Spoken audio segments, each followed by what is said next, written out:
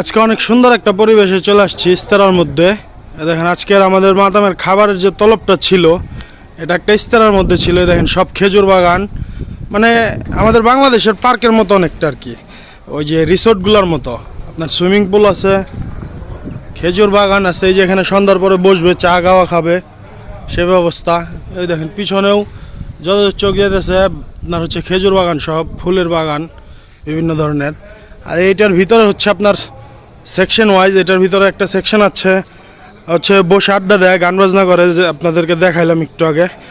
আবার খাওয়া দাওয়ার যে ডাইনিং হল, তার ওই পাশে পিছনটায় হচ্ছে গিয়ে আপনার সুইমিং পুল, যেখানে হচ্ছে সবাই সুইমিং করবে একটু পরে।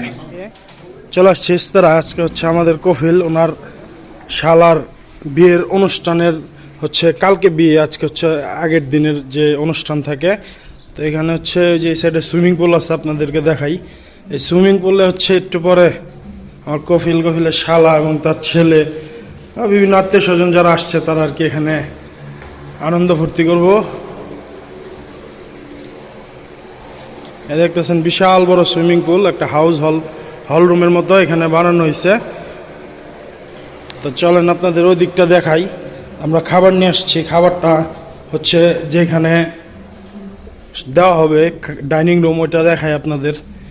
এই যে এখান দিয়ে প্রবেশ করবেন, এখানে হচ্ছে আপনার এই যে বেসিং থেকে হাত ধুয়ে ক্লিন হয়ে এই যে হচ্ছে আপনাদের ডাইনিং রুম। তো এখানে যে আমাদের মাতামের লোগো চোপড়া লাগানো শেষ, এখন একটু পরে এখানে খাবার নামবে, এখনও নামানো হয় নাই।